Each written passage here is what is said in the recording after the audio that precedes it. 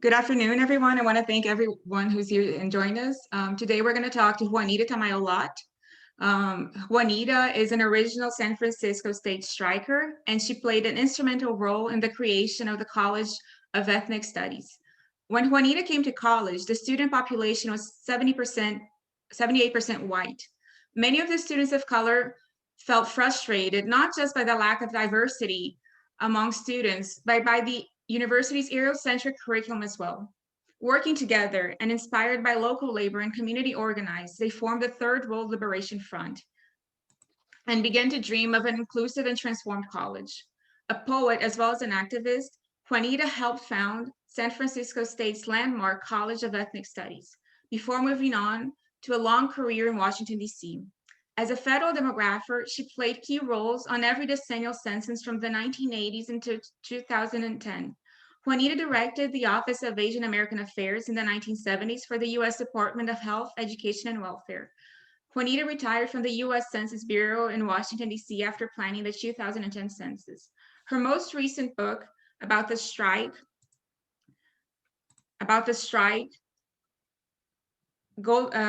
is Golden Children, The Legacy of Ethnic Studies, San Francisco State, a memoir. And APAH is offering free books to 35 students, and we will be also donating 5 books to BC's libraries. And I'm going to put the link in the chat for students to enroll and get their book for free.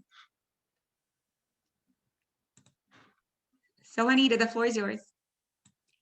Okay.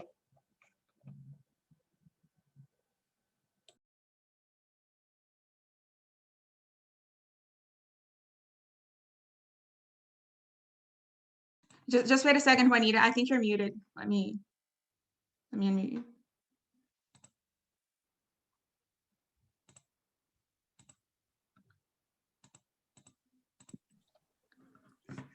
You're good. All right. All right. Great. Thank you so much, Jordana. Good afternoon, everybody. I want you to all know, I forgot to tell Jordana that I'm not a San Francisco person right now. Before COVID, I was fortunate enough to move to Seattle. So I'm part of your community in the Pacific Northwest.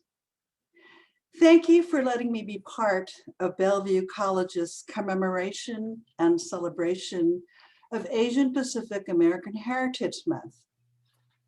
Jordana and her team have put together a very thoughtful lineup of diverse voices, ideas, and life experiences from the various parts of the Asian Pacific American community. So congratulations to Bellevue College for offering ethnic studies over the years, almost 3 decades. And that includes Asian American studies. I understand that at Bellevue College, the student body is composed 28% of Asian Pacific Americans. I am particularly pleased to learn of Asian American studies on this campus because that's how Jordana and I connected. You know, she reached out to me from her Asian American Studies course with Professor Nan Ma, who showed the documentary that you just saw a little trailer of, Agents of Change. Agents of Change by filmmakers Abby Ginsberg and Frank Dawson, who were involved in the 69-70 protests at Cornell University, tells the timely and inspiring story of how successful civic participation by students of color. They were a story for self-determination and relevant education in the form of, at San Francisco State, a strike which led to the establishment of the first school of ethnic studies in the United States. And this was in 1969. And on the other side of the country, in New York at Cornell University, the protest in January 1969 was for an Afro-American Studies Center. I hope that you will be able to see the full documentary agents of change. And in addition, I hope that you will be able to also read my book, Golden Children. And the reason is because they complement each other. You know, we are very much into visualization, right? But as a demographer, as a federal statistician, as a researcher, I think it's really important to complement the visual multimedia with good old-fashioned primary resources, archival research. And if you read my book, you'll not only know the story of San Francisco State and things going on during that period, but I provide you with the footnotes, with the archives, so that you can go and do your own research.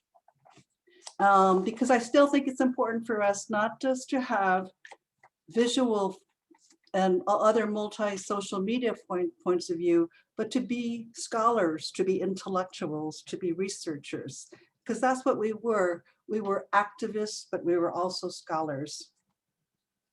And so I want to say thank you to Jordana and to the Asian Pacific Islander Association and Dean Nora Lance, you know, for this event today.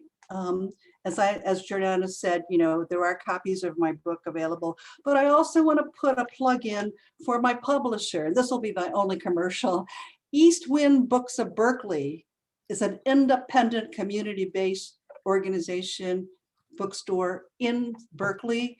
And the publishers are Harvey and B. Dawn, who were, when I was at San Francisco State, they were at UC Berkeley and they were striking for the Third World Liberation Front programs at Berkeley. So you're talking about folks who've been in the movement and who believe in, you know, supporting our independent community stores and bookstores. And so that's East Wind Books of Berkeley. Today, my remarks to you will be limited to the importance and legacy of ethnic studies at San Francisco State.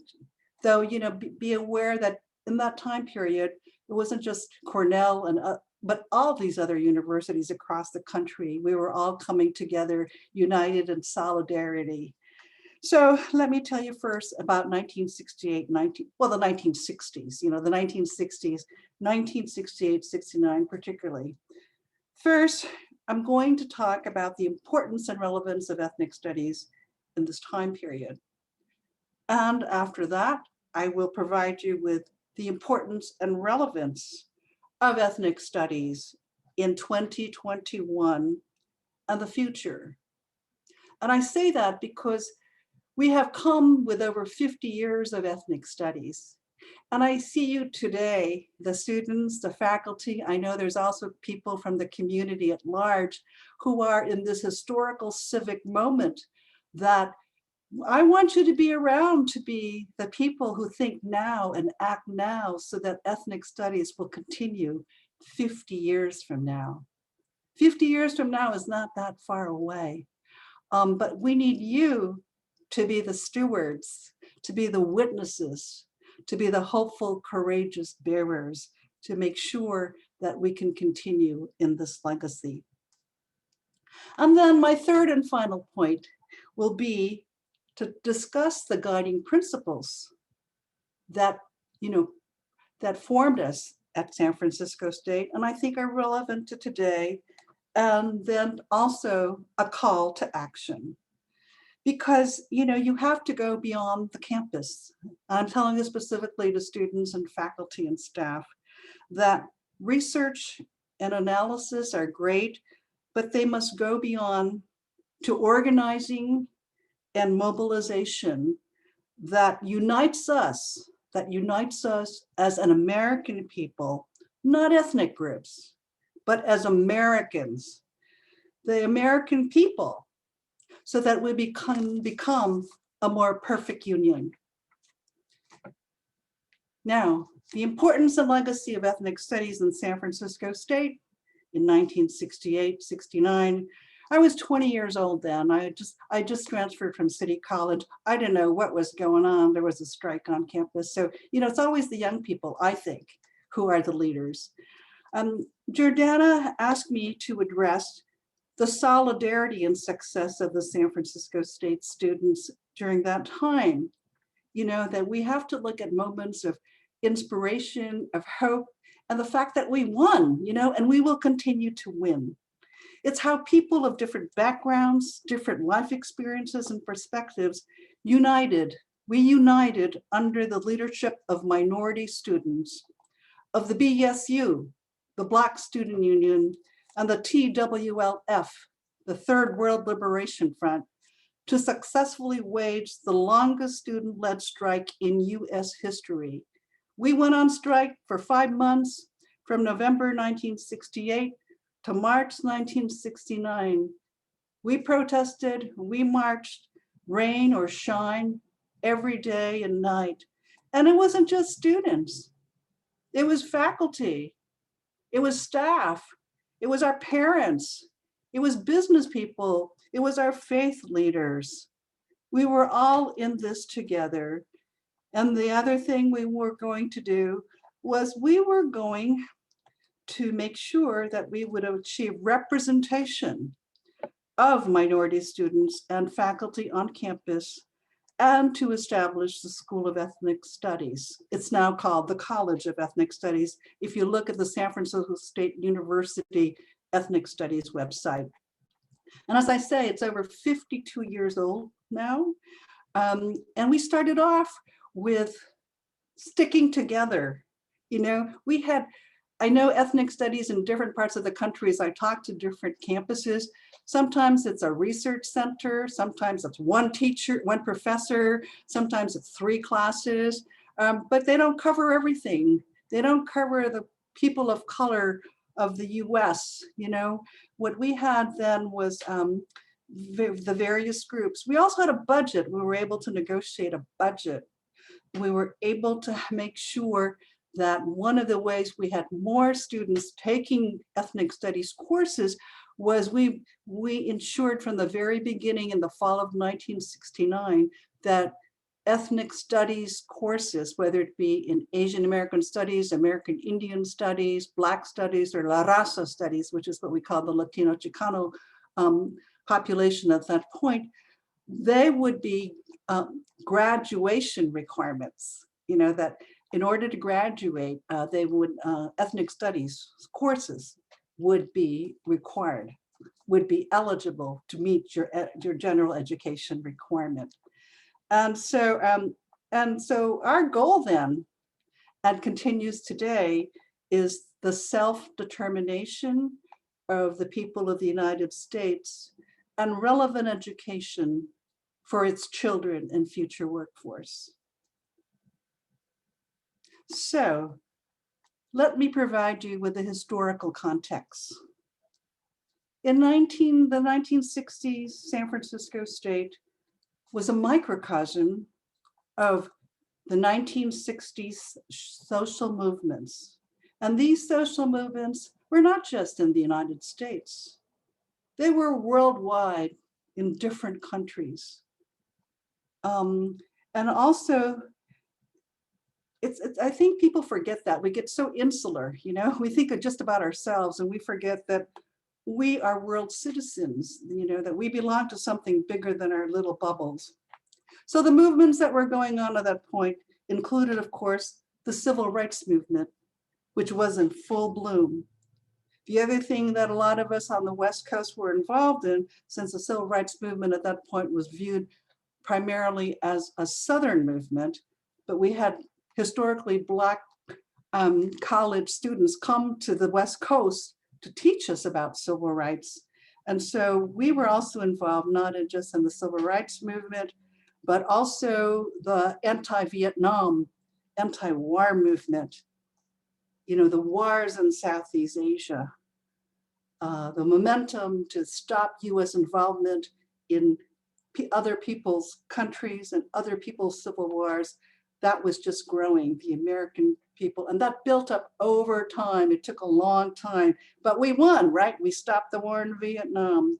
And at the other point in terms of movements was that, of course, the third world colonies in Asia and in Africa were revolting against Western European, particularly white Anglo-Saxon Protestant colonizers. So all those movements were happening together. Also, American students, but mainly white students, were going abroad, right? They were going abroad as part of the Peace Corps, learning about other cultures. I mean, that's why you got the hippie culture in San Francisco. We got all these white kids who went off and realized, hey, there's more to life than what's being offered in the US, and they incorporated a lot of the third worlds. So again, there's that collaboration among minority and majority folks, and that happened in San Francisco.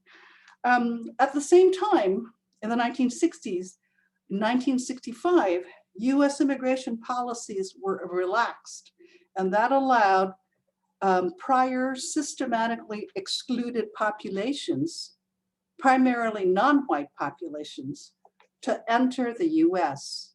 So when you look at the 1970 census, what you're seeing is primarily a Black and white society, 90% white, 9% Black, and 1% other.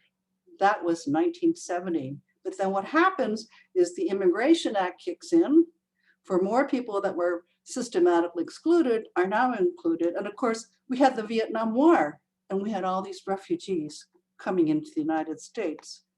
So, things were really moving then. And in addition, I want to mention one other social movement with the Filipino and Latino farm workers in the Central Valley of California, and they unionized. They went on strike in the grape fields of California. And this was another national social movement. This was a labor movement. So that's the historical context of the 1960s. It was very conducive for students to go on strike. Now let me turn as a demographer. I was a demographer for the US Census Bureau as well as a statistician. The demographic context is that in 1968, California, and specifically San Francisco, was not a population of a Black and white America. Remember, I said the national population was mainly Black and white, but not in California. San Francisco and also California, we sort of previewed the changing demographics that people talk about, in the late part of the 1990s, and then also now in the 21st century. We did that way back then, 50 years. And that's why my book is called Golden Children. I mean, you may know that California is known as the Golden State, but the way I describe it, I'm just going to read briefly from my book about what I mean by golden children and people of color. The reality is that the children of California were golden long before the gold rush of 1849, a precipitating factor in California being admitted to the US as the 31st state on September 9th, 1850. The children of California were red, brown, yellow, mulatto, mestizo, Black, and white. As part of Native America and then Spanish America and Mexican territory, San Francisco was earlier known as Yerba Buena, and before that as the Alamo, home to the Ohlone Indians. The people of color of California, the Golden Children, were not children of immigrants. We were not children of immigrants. Rather, in the case of American Indians and Latinos, the descendants of indigenous people they were the descendants of indigenous people who preceded the white Anglo-Saxon Protestants, the white Americans. Black people were not immigrants. They were forced to come to this country, kidnapped slaves from Africa, not immigrants. Spanish colonies subjected to new US colonization by the Spanish-American War in the late 19th century were the Filipinos, Puerto Ricans, and Pacific Islanders. They were former Spanish colonies subjected to the new US colonization. So that we have to understand that these brown, Asian, and Afro-Indigenous Latinos entered the United States initially as US nationals, US nationals. Other brown Asians from the 20th century war of aggression by the US in Laos, Vietnam, and Cambodia entered as refugees. Again, they were forced. They were not immigrants. In addition to recognizing the third world peoples arrived in the United States primarily due to American wars initiated in their homelands, an equally notable but not readily acknowledged reason is that people of the third world arrived in the United States because of the labor needs of the United States. So in California, we were, as Reverend Jesse Jackson used to say, we were the children of the rainbow. At San Francisco State, the student organizations that led the strike, as I said, it was a Third World Liberation Front led by a central committee. They led the strike were the Black Student Union, BSU, the Asian American Political Alliance, which was primarily Japanese students, but they were also affiliated with the Berkeley Asian American Political Alliance, and they were more a political group rather than a student group per se. They pointed us that, we didn't have to look just at our ethnic group and ethnic pride, but we had to understand the relationship between the personal and the political.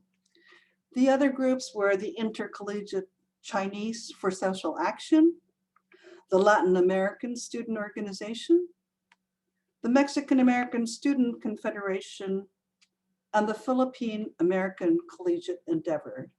So this was the leadership of the Third World Liberation Front, Black student unions, and the people who followed us were the white folks, and there were more of them because remember, there was very little representation of people of color on campus. And you think there's very few now, you should have seen what it was like in the 1960s.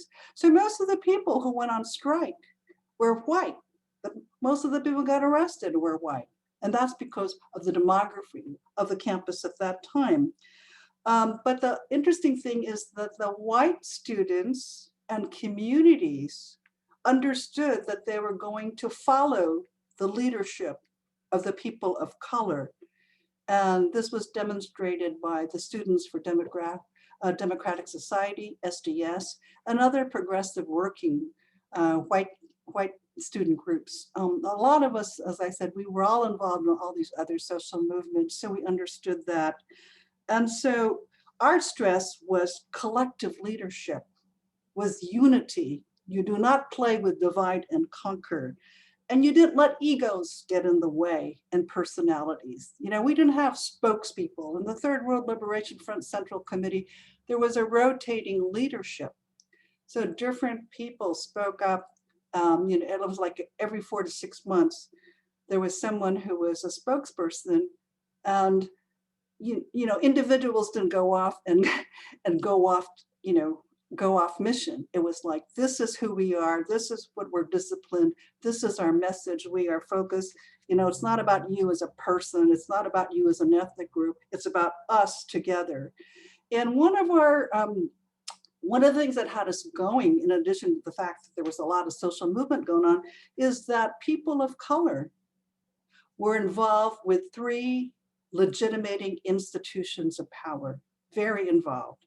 And those 3 are the military, the unions, and the churches. Our fathers were veterans of World War II and the Korean War. Our brothers were serving in the Vietnam War or protesting, just like the Japanese, no-no boys of World War II. So we knew about the military, and a lot of us have come through the military all the different branches, multi-generation service to the United States.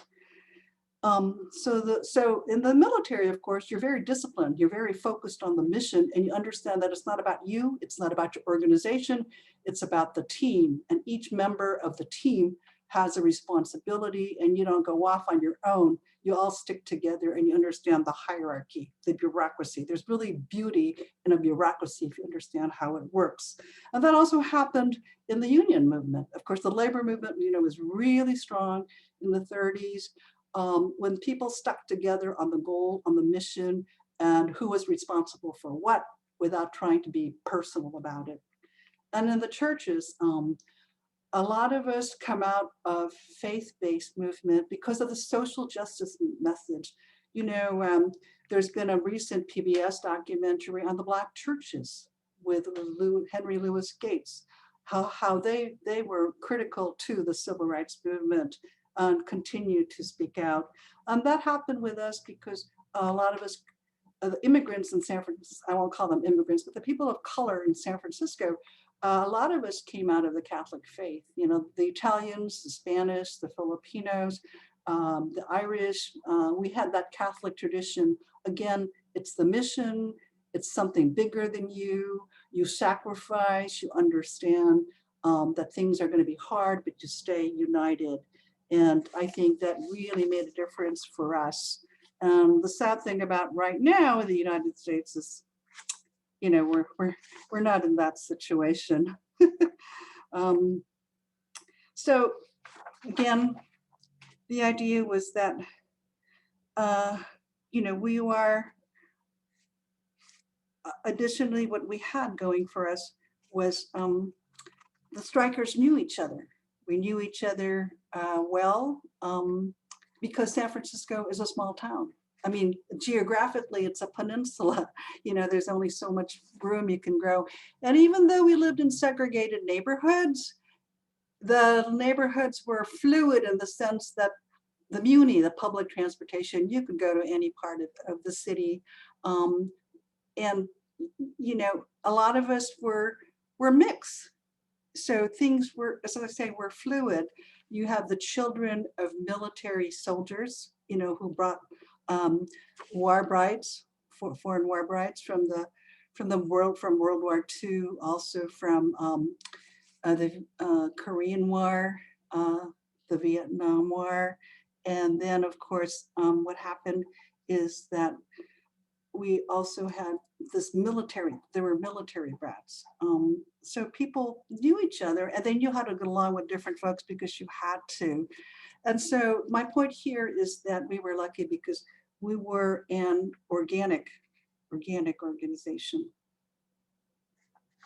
And it was a neighborhood. It was ownership. When you look at what happened in other campuses, like the elite universities where students don't live there, like Cornell and Columbia, they come from other places. Well, when the students graduate, the impetus for keeping the programs going goes away. But San Francisco State, as a public institution, was a commuter college. And there's a lot of commuter colleges. A lot of us got our education because we stayed at home. And so the ownership was there, that it wasn't like, okay, so I graduate, but my brother's coming in. And so it was this whole idea of that this was ours. And then over the years, we had this diverse population. And so what happened was we started to, what shall I say? What happened was that the demographics of California in the 1960s was that we were growing, and it was the people of color population that was growing. But and so there were finite resources. So what would you think? That we would become more interested in having more schools, more services. So what happened was that not only were we a more diverse population in San Francisco and California, but the most populated state in the Union.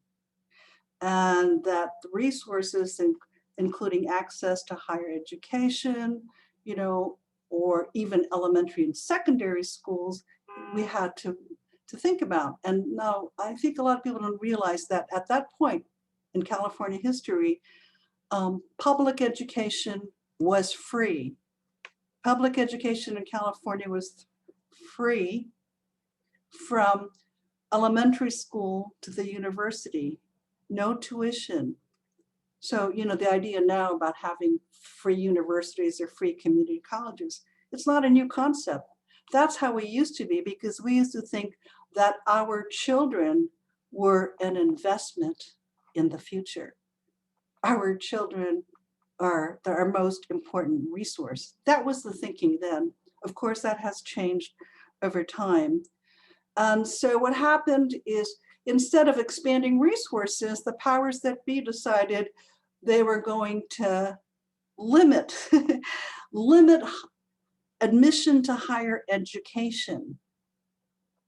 And how they were going to do that was they introduced things like an SAT, other admission criteria, and to start having fees and eventually tuition. The enrollment, at that point, what happens then in higher education is that the enrollment of people of color and other non-traditional students plummeted. And so what happened for us at San Francisco State is, you know, in other places, we tried to negotiate the idea of, you know, there's more people, we should have more resources. And there was a stalemate. You know, your increasing demand is happening, and yet what the response is decreasing access, and not just decreasing access, but making it hierarchical, you know, stratifying it so only so many people could go to the UC system, the University of California, with Berkeley as the flagship. The second tier would be the California University, State University with state colleges at that point, and then the community colleges to the rest of the folks. But it was very hierarchical. And yet, you know, people of color continued to be a greater segment of California. The failure of negotiation, and you can see this in the archives, the DIVA archives that I've asked Jordana to post at one point, so you can see the actual film clippage of the strike and the negotiations from the San Francisco State strike archives. The failure to negotiate it culminated in going on strike on November 1968. And this was happening not just in San Francisco, but all over California. And we had people striking at high school, community colleges, and then across the nation, Cornell, Columbia, all over student protests. Now, people have to understand that San Francisco State is a public taxpayer institution, and the purpose is to educate local residents to be engaged citizens and engaged residents, and to be a productive labor force. The fundamental goal of public education in a US democracy is an informed citizenry and competitive human capital.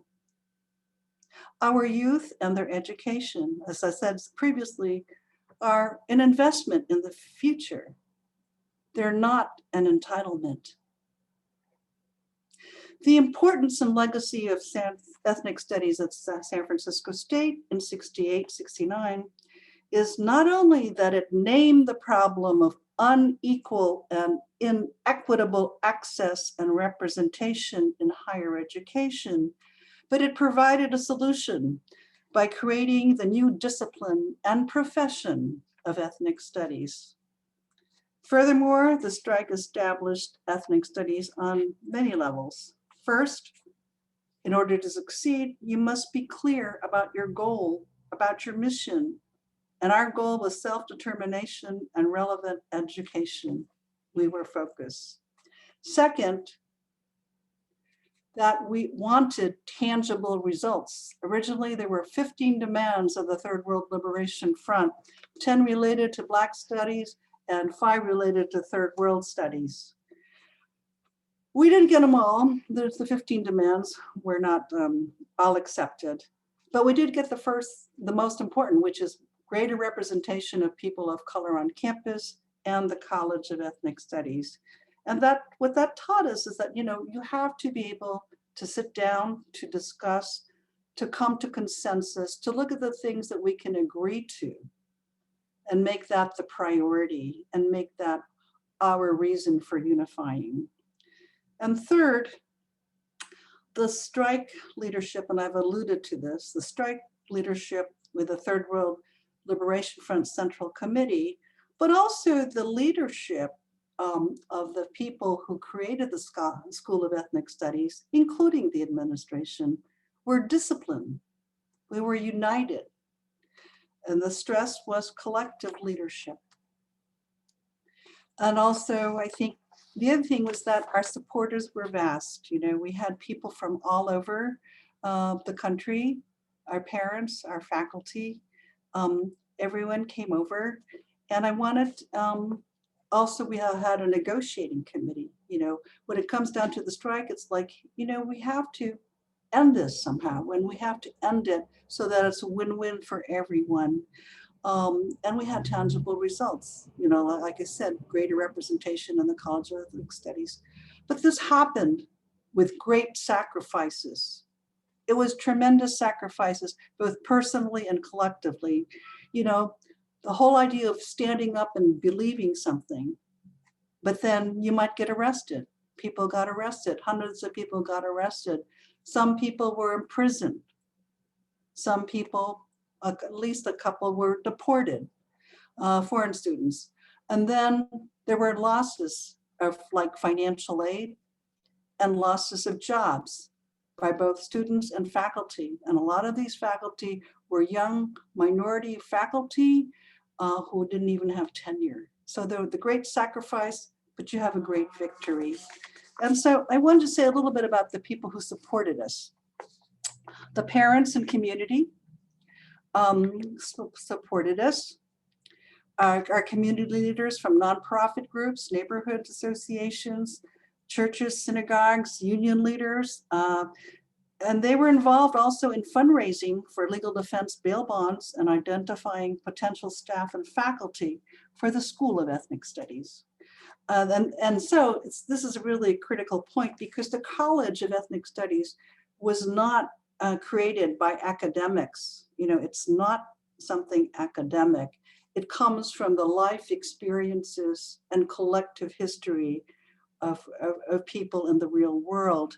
And a lot of the people who helped develop the curriculum, because what we're doing is providing an alternate educational system. We're providing a system that complements traditional Western education by saying this is world studies, this is all of us together. And so we had people who were experts in their businesses, who were considered scholars, independent scholars, as well as academic scholars, who came and helped us build the curriculum for the College of Ethnic. And they did it on volunteer time. And they did it with the strike finishing in March 1969.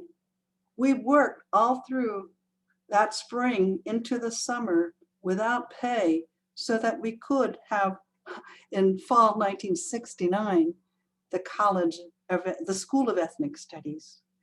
And so we moved on. We went on strike, we said what we thought, but we understood that we had to go forward, that our college, this was our college, this was our home for all of us, white and non-white, that we were going into a healing, that we were building. I think, and we were very lucky because we were able to move into the implementation and having the results at the College of Ethnic Studies.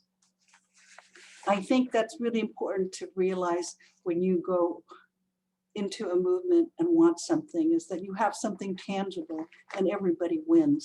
So the importance and legacy, my second point is the importance and legacy of ethnic studies in 2021 and the future, because as I said earlier, you are the people that are going to make sure it continues through the next 50 years. Again, let me point out what the historical and demographic parallels are to 1968-69. We are again in the middle of social movements and social change. The historical context today is that the US continues to be involved in wars in other countries. Afghanistan is the longest involvement, even longer than the Vietnam War or World War II. And again, anti-war movements are at the forefront, and we are looking at what is happening with the US's position in terms of foreign policy and what is the role of the US in a global economy. The civil rights movement has evolved to include the rights of women, the disabled, the LGBT community, and other marginalized communities. The critical issue for civil rights today, of course, is voting rights. Voting rights are in jeopardy, not just in southern states, but they go to the heart of being a threat to the Constitution. The Black Lives Matter movement has replaced the Black Power movement. Anti-Asian American and Asian attacks are on the rise. In terms of the labor movement is framed in terms of quote unquote essential workers. Well, who is an essential worker? What is essential work? Inequality of income and wealth in this area of COVID and our life chances are exacerbated with, our life chances are exacerbated in terms of the inequality. And also what happens is that we have now, in a very, very short period of time, have come up with this class of billionaires who are not exactly, people who are looking out for the common good. They're out for profit. So at this point, the kinds of historical contexts we're in is also we have to consider the value of all work, the dignity of the worker, that all work is important.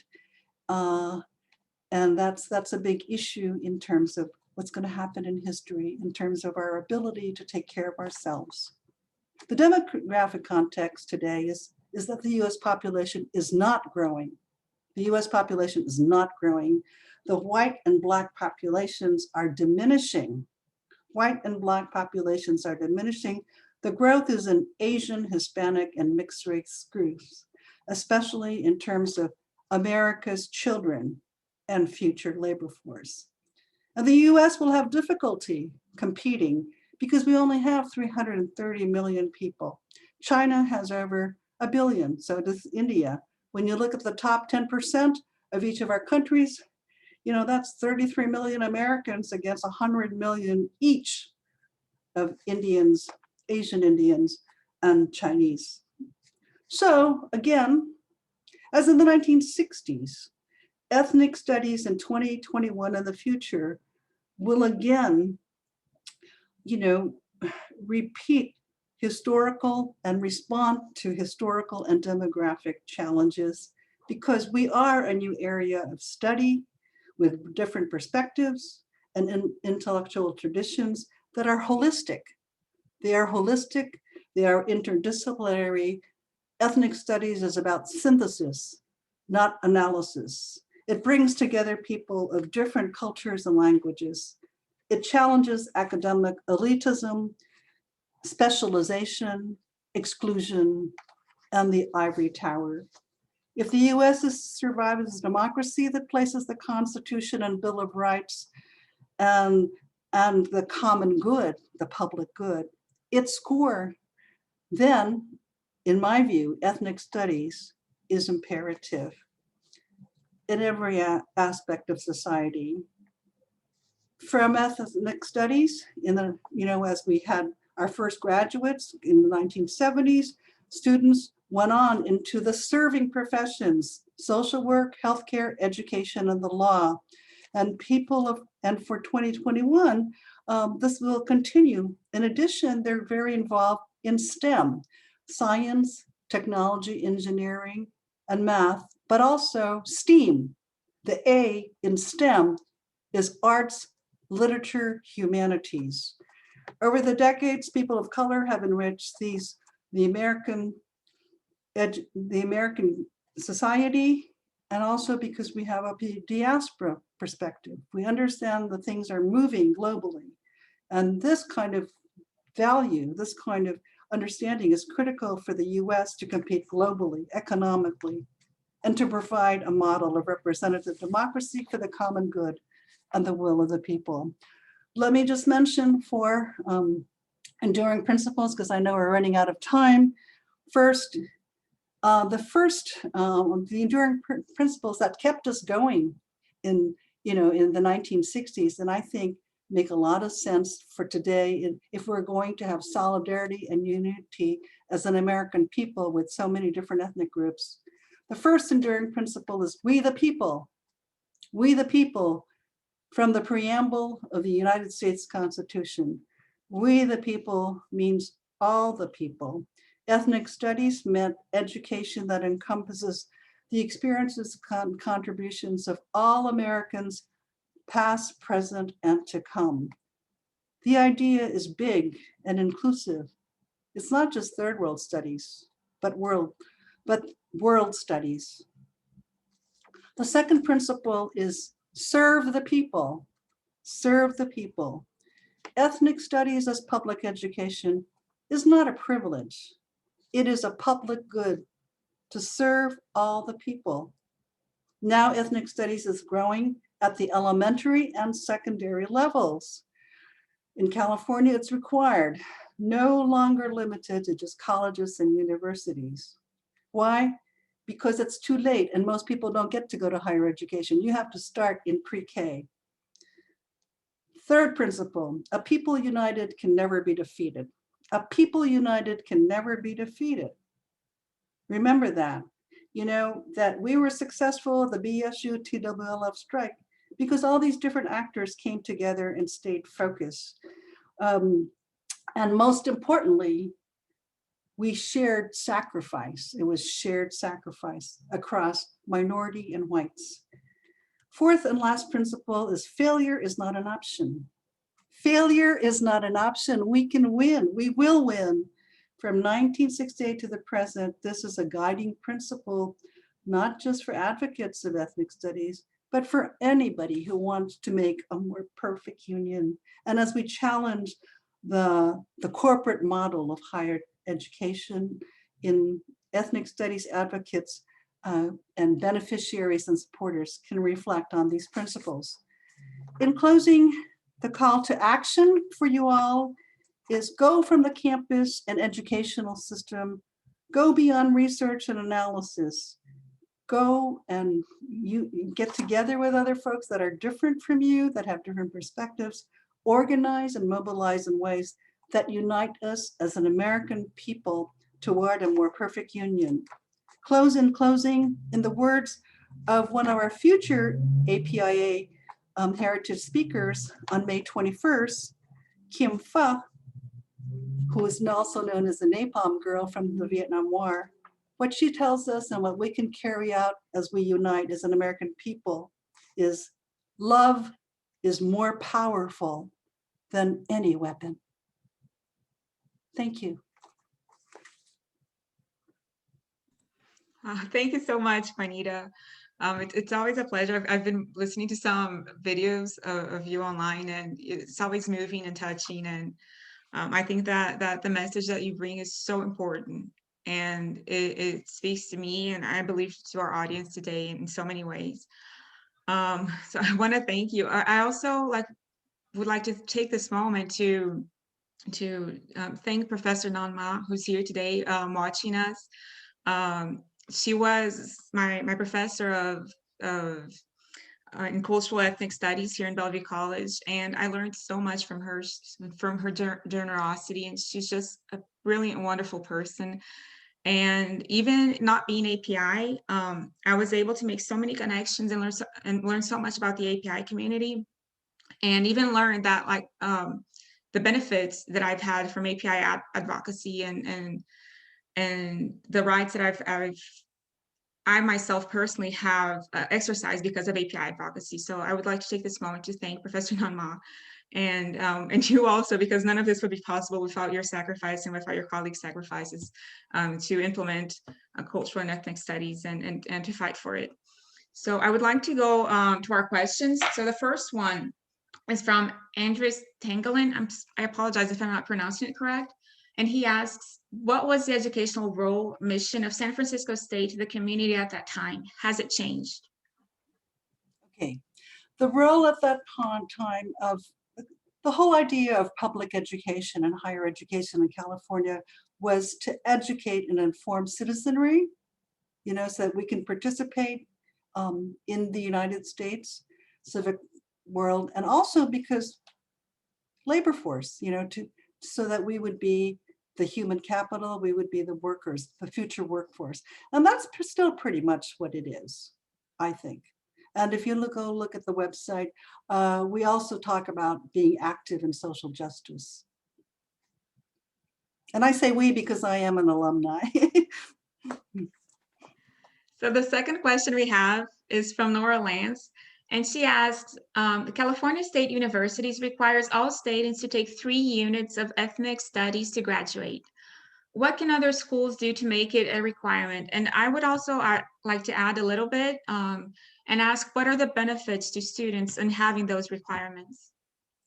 Okay, it has taken a lot of work. One of the things we were able to do out of ethnic studies is to graduate students who became involved in professions that they were traditionally excluded from, like the lawyers, like the educators, like the professors, the social workers. And so they formed their own professional organizations, and they became advocates, not just on a professional and discipline basis, but for the community.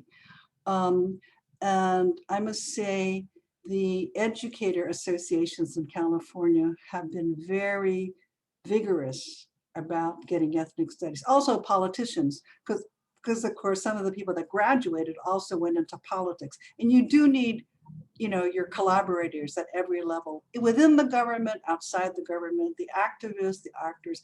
You have to have a whole lot of people involved all the time. And sometimes you have to go school by school, district by district, find somebody that'll listen and understands it. I mean, it really helps. Like I said, a lot of us in California were lucky because of, and I think this is also true to what I've seen in Washington so far, is you have people who are mixed. You come from families that are more than one race, one more than ethnicity. So there's a natural reason to why you want your kids to know all their history. That really is the basis. I'm sorry, what was the second part of your question, Jordana? I wanted to know the benefits to students that on those requirements, having those requirements, how Okay. are the benefits measured and like? Well, I'll tell you from the point of view of a person of color, and then on the white people. A lot of the classes, and I've seen this in Asian American studies, a lot of the students when I lecture, they're white students because they feel they have not been given the history, the whole history of not just people of the United States, but world history. And so the way they learn about something other than white Anglo-Saxon Protestant curricula is to take an ethnic studies course. And I must say, a lot of the guys, a lot of the white guys also did it because they had non-white girlfriends. I mean, that's a reality, right? Or I'm going to adopt a child of color. There's real personal reasons to do it. But also, like I said, when American students started traveling, if you're in the military and you're the Peace Corps, you realize, hey, there's a big world out there. We need to know all this stuff. And how come I didn't know this? And it's so that's from a white student point of view, and from a lot of the minority students, it's because they feel that they are invisible, that they are devalued, that they aren't listened to, they're put in the back, or they're asked to do the work and not given the credit, and they feel very insecure. And I know this because when I was in Washington, D.C., hiring people, whether it be the Census Bureau or Health and Education and Welfare, they would say, oh, I want to talk to you because I took this ethnic studies course and public policy is so important. So I want to come serve my country because ethnic studies made me understand the importance of being an American. Thank you, Juanita. So the next question is from Tonya Estes. And I would just like to thank Tonya for being here today. She's always a great supporter of all the events we do. I would love to hear more about your original discussions about self-determination when developing the original ethnic studies programs. What role could self-determination still play in community colleges? Oh, that's a really good point, because I went to City College of San Francisco, which is the community college. We used to transfer. We used to save money by doing our first 2 years of college in a community college, because that's the place where, you make that transition from high school, right? And, we're not ready to be a university. I mean, we still need a professor who's going to pay attention to me, who'll have office hours and, help me. I don't want this PhD guy who's an elite guy who doesn't have office hours for me because he's too bent on his research or publication. And so I get a TA. I mean, community colleges are like one of the best things in the world because it also allows you to explore. You can use different kinds, see different kinds of disciplines, different kinds of majors, and you just take 1 or 2 courses, but you can also do practical things with community college. At San Francisco, at City College of San Francisco, we used to hire really skilled workers, like you're for the hospitality industries, for the banking industries, people with real skills that can automatically go to work in the real world.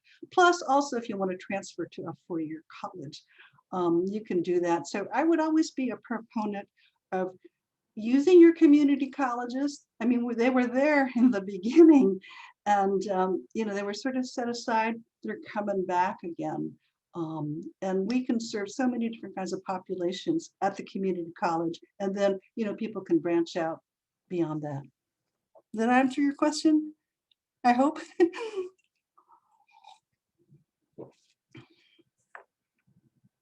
Yay, Jackie. So thank you for that, Juanita. This has been so amazing to hear from you. I am interested in the concept of self-determination and the role that can, or that concept of how do we allow our diverse students to really experience and grow their own self-determination on our campuses. So as opposed to us telling the students what they should do and how they should be, how can we design a community college where students can come and really figure out how they want to be, how they, their cultural groups want to be. Does that make sense? Yeah, that makes a lot of sense, Tonya. But I have to say, there's been a cultural change that I've observed, when I go into a classroom like 40 years ago and in the last 10 years. And also as an employer, because, I hired statisticians and I'm looking at people that are well-rounded and know how to be self-motivated and self-determined, okay? And I think that's how it used to be, but I think our educational system has been so watered down that, kids are saying, okay, what do I have to do to get an A? What do I have to do to get a B? What do I need to do so that I can go to law school? They've watered it down, so it's not a self-determination. Let me have my intellectual curiosity and my sense of wonder in the world. The other, they have to think about this is what I have to do and I have to do it soon because college is expensive. The other thing is that kids don't get to be kids anymore, where they're allowed to do whatever, as long as nobody gets hurt, do it. And I have to say, that's what San Francisco culture gave me, California gave me. It's like, hey, this is the wild, wild west, you can do whatever. So self-determination, but also to survive, you have to be, you can't have mommy holding your hand, this whole idea of helicopter parents, or me having people interviewing in the federal government and their moms and dads are sitting outside. It's like, wait a minute, what did we do that we took away that self-determination from our children? So specifically on your campus, I guess the first thing I would start is I would have a big brunch or lunch and say, hey guys, what is it you really want to do? And I'm here for you and I'm here to listen to you. But you have to have that personal contact in person, not Zoom. I mean, we were, you know, our professors would take us out to dinner or go to the bar. That's how we saw when you talk about self-determination. But I think there's several things. At the macro level, you know, this culture has changed that they don't want you to be self-determined. And we have, you know, our kids are so battered. I'm watching, you know, the hurried child didn't happen just now. It happened a long time ago, particularly when women started going into the labor force. So that nurturing of kids to just be kids. What you're saying, you know, it's too late, in my view, in some instances, because a lot of kids, when they go to college, they don't want to talk. Nobody's talked to them. Nobody's paid attention to them. People are always rushing. They don't pay attention to the, I'm sorry, I'm going off. But self-determination, specifically, I would just go ahead and invite kids to a meal and listen to what they want. Thank you so much, Juanita. So the next question is from Kathy Hunt. How did your experiences with CES affect your work with the Census Bureau? Say that again, please.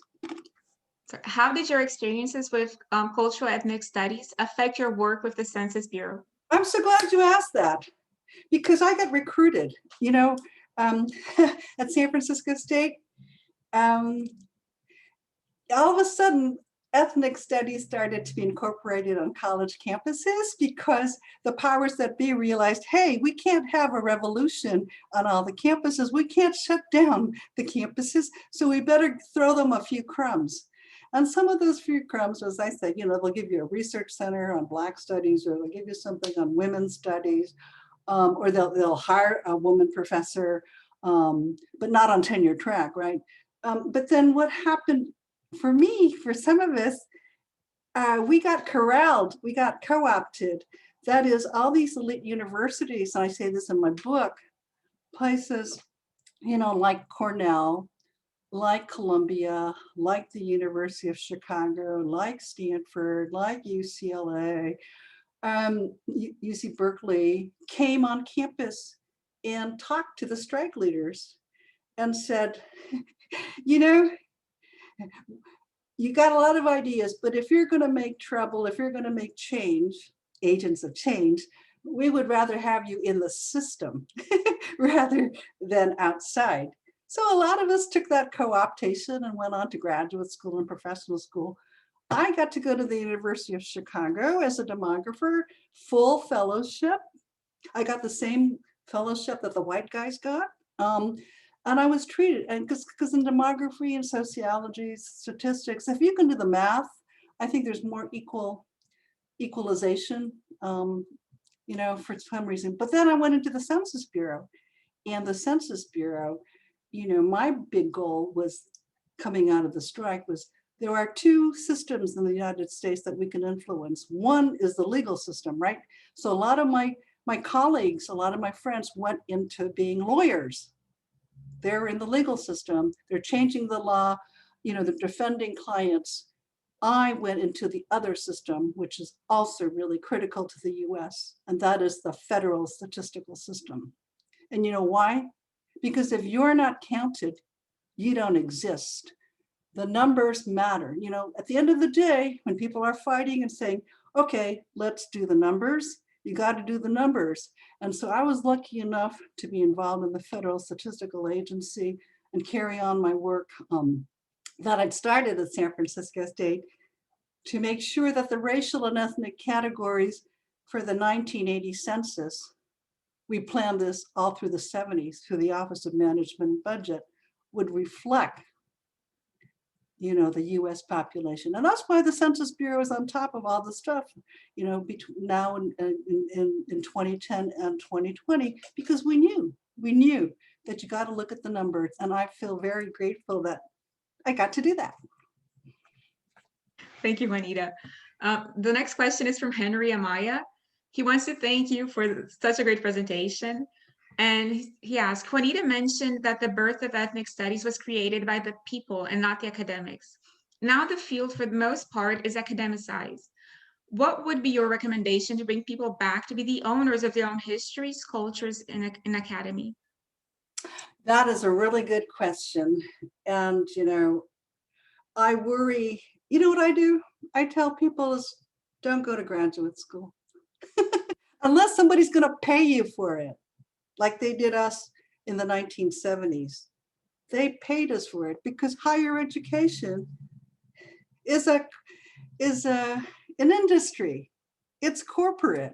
You look at all the layers of administration that happened when it used to be that you just had faculty, people passionate to teach, to be spending time with their students and opening their eyes. But now, you can't get a full professor. I mean, the problem is, and I worry too, because a lot of the people who are trained in ethnic studies have incorporated that corporate view. It's my career, it's my profession. I got to do X, Y, and Z to get up the ladder. And they have not gone back to the community because, like I said, our principle is to serve the community, which means you don't stay on campus in an ivory tower. It means you go out. And even at San Francisco State, I have to say, and Berkeley, for us to say that, our basis was we were there to serve the community, and yet people are staying within campus, that's a real tension, and it's really hard to break. I don't have anything specific except to say, like I have at the University of Maryland, College Park, which I'm affiliated with, that's where my children went to school. I set up a public policy series there. And it's kind of like what you're doing now, Jordana. You have these forums where it's not just the students or the people on campus, it's open to the community, right? So that you're getting that intersection. And one of the things I've done at College Park is to make sure that they enroll, because it's right, outside the Beltway in Washington, D.C., is that they can affect the federal folks right in DC. So I would talk, Henry, about strategic players and allies who would bring back the whole idea of education, not as academic, but as something where you learn together and that has real positive consequences for the community. Thank you, Juanita. So due to time, we're going to move to our last question. It's from Professor Nanma. One of the things I have always found very powerful and moving is that students saw their struggles reflected in the third world struggles. You called yourselves the Third World Liberation Front. Do you think today's social movements have the same kind of global perspectives and connections? Thank you for that question. Now, I get very upset when people use other words instead of the basic words. Instead of saying race, we say diversity. It's like, wait a minute, we're still talking about race, guys. We're still talking about white supremacy. Why are you talking about diversity? And so like something like Latinx, that kind of term is like, wait a minute, the people, the farm workers don't know what Latinx is. What are you talking about? And X is very, if you look at it historically, that's demeaning, because that means you can't write. You put your signature down as an X, and an X is not human. Whereas a lot of our cultures deal in, the feminine and the masculine, because that is life, So this whole world is, I think we got narrower because we want to specialize in the US, and yet we use the term third world back then, because I think it's more encompassing. I think it's more encompassing than BIPOC, for example. Because when we say third world, first off, it's the world. And the fact that a lot of the people of color in the United States, have come from the rest of the world. And that we identify with those people even today because of the wars of US aggression, but also immigration policy. And also we used to talk about the second world. Do people even know what the second world was supposed to be? We talk about first world problems. First world problems are like Western Europe and the United States and Canada, the rich countries. And then the second world was, when we were battling the Soviets during the Cold War in China. But people have to understand that like China and India are really big, and they've been around longer than the US. We have a lot of empires. that are much longer. You know, you talk about the Ottoman Empire, you talk about the Roman Empire, you talk about the Mayan Empire. It's like you have to have this world view. So to me, third world still resonates because it connects us to the rest of the world. Did I answer your question? Or does that make sense to you? Yeah, so thank you so much for your response. And I just want to add, first I want to add to what you said about the gendered aspect. I think in many Asian cultures, genders are also seen as being very fluid, as operating on a spectrum. So I wanted to just add to what you said. And the other part is, I really, really appreciate you for being here, Juanita. I think we were in a couple of Hugo House classes together. Oh, was, fantastic. I saw you and I was too shy to say hi to you.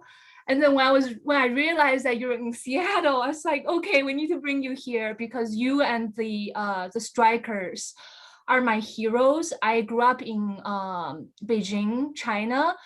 And I've been sharing that it's the ethnic studies framework that showed me as an immigrant woman of color that my voice matters, that my experiences matter. So I'm just so glad that you are here. And the reason I asked about the global perspective is because I am from China, so I've been following, U.S.-China kind of politics, especially recently, and I'm just, one thing I really just admired, about the student strike that you participated in was this global perspective, right? So all these struggles were interconnected. And I feel nowadays, as my colleague David Spataro in political science would say, a lot of the anger that should be directed at capitalism is being directed at globalization, right? So instead of saying, we're looking at how big kind of US corporations are moving jobs abroad or moving their factories abroad, you have these countries like China or like other, Southeast Asian countries are being kind of framed as, they're taking our jobs away, right? So I feel that's a dividing kind of strategy that is being used. So that's why I asked you that question and asked you to kind of share your perspective about, whether these movements today still have that global perspective, and how do we bring that global perspective into the conversations? Yeah, I think it's harder now, even though people, or there's more travel, that we go to other countries and go to other universities. But I think social media and the corporate sector has just so defined, what we should be looking at. And there's too much information. Most of it is misinformation. And people don't have the critical thinking skills. But you're right. I think that's why my point was that, we're only 5% or less than 5% of the world population, the US. And that, places like India and China and other countries are going to have more people. They have these great intellectual and political traditions that go back for thousands of years. And the US is really young. We're like a teenager. We don't really know. And also, the other thing is the way of Western thinking, which is binary, does not work in the real world. And the Eastern world and the Latin world, like I had said earlier, like the Catholic Church, when you look at things like Catholicism and Buddhism and other ways of looking at the world, they are much richer and more substantive and have been longer around so that they see the ups and downs of civilization, right? Things rise and things fall, and you have to know that that's going to happen, and how are you going to respond to it? And so that's why things like looking at a third world perspective and understanding the globalization of capital, because now, we've got all these minority students who've done well, but now they identify with being rich as opposed to serving the community. So we have all these unintended consequences. It's like, when we started to have upward mobility for people of color, then we left our low income neighborhoods. We left the people behind. And it's like the brain drain. You know, the United States wants the smartest people in the world, but so what happens to the countries of origin? But I think that's why I think looking at China and understanding the Eastern world, and particularly like the Southeast Asian world, the world and the Pacific, where the US has always, you know, put its bombs to be tested or just annihilate people. We need to understand that so that we go beyond that. We go to the sort of thing that I find from my Laotian and Cambodian and Vietnamese brothers and sisters, and my American Indian brothers and sisters and Black sisters and brothers. The power to forgive, the power to heal, the power to love, conquer all.